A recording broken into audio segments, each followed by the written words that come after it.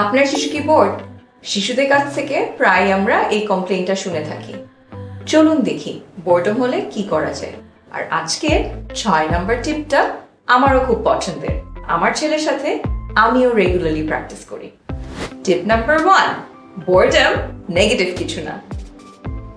Boredom কিন্তু সবসময় negative না, এর মাঝ থেকে অনেক ভালো ক্রিয়েটিভ জিনিস বের হতে পারে। শিশু যদি বোর্ড থাকে, দেখবেন যে সে নিজেই নানান রকম খেলা তৈরি করবে, ক্রিয়েটিভ গল্প বলবে, নিজের একটা হয়তো ইমাজিনারি ওয়ার্ল্ডও ক্রিয়েট করবে। টিপ নাম্বার 2, শিশুকে বোর্ডম ম্যানেজ করতে শিখাই। শিশু যখন আমাদের কাছে এসে বলবে যে সে বোর্ড, তাকে যদি আমরা একটা জায়গা তৈরি করে দিতে পারি যেখানে সে তার বোর্ডমের সলিউশন নিজেই তৈরি করবে, তাহলে সে ছোটবেলার থেকে প্রবলেম সলভিং স্কিল শিখবে আর হয়ে উঠবে ইন্ডিপেন্ডেন্ট। টিপ নাম্বার 3, প্ল্যান করি আগে থেকে। লম্বা ছুটি থাকলে দেখা যায় শিশু বোর্ড হয়ে যায়, কাজেই আমরা আগে থেকে অ্যারেঞ্জ করে রাখতে পারি বিভিন্ন অ্যাক্টিভিটিস যাতে শিশু থাকে অ্যাক্টিভ। যেমন বড় কোনো পাজল গেম, স্ক্যাভেঞ্জার হান্ট বা রিডিং চ্যালেঞ্জ।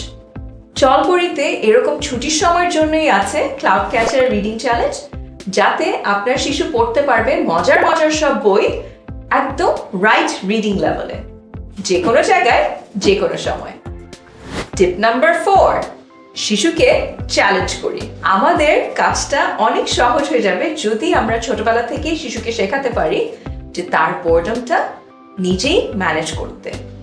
এতে করে শিশু ছোটবেলা থেকেই শিখবে যে কোনো চ্যালেঞ্জ নিতে ও ক্রিয়েটিভ হয়ে উঠতে। যেমন আমার পরিচিত এক শিশু ছবি আঁকতে খুব পছন্দ করে ও পাজল খেলতেও পছন্দ করে। তাকে দেখি সে ছবি এঁকে কেটে কেটে পাজল তৈরি করে এবং মেলায়, আর তার ফ্রি টাইম তাই কাটে খুব সুন্দরভাবে। টিপ নাম্বার 5, বেশি খেলনা কখনোই না। মা বাবারা অনেক সময় শিশুদের খুশি রাখার জন্য অনেক অনেক খেলনা কিনে দেন। এর একটা নেগেটিভ দিক হলো যে শিশুরা খুব তাড়াতাড়ি খেলনা পেয়ে বোর্ড হয়ে যায়, খেলনা অ্যাপ্রিসিয়েট করতে শিখে না, এবং আমাদের সবার বাসায় এখন খুব লিমিটেড স্পেস, কাজে খেলনা রাখার জায়গাও থাকে না। শিশু যদি লিমিটেড খেলনা থাকে তাহলে সে একই খেলনা দিয়ে বারবার বিভিন্ন রকমের খেলা খেলতে শিখবে এবং নানান রকমের খেলা আবিষ্কারও করবে। টিপ নাম্বার 6, বাড়িতে রাখি অনেক বই। বাড়িতে রাখতে হবে শিশুর জন্য অনেক অনেক এজ অ্যাপ্রোপ্রিয়েট বই, আর তার সাথে একসাথে বসে পড়তে হবে। যখন সে নিজেই পড়া শিখে যাবে, সে কিন্তু আর কখনো বোর্ড হবে না। বই খুললেই সে সব সময় হারিয়ে যাবে কল্পনার রাজ্যে।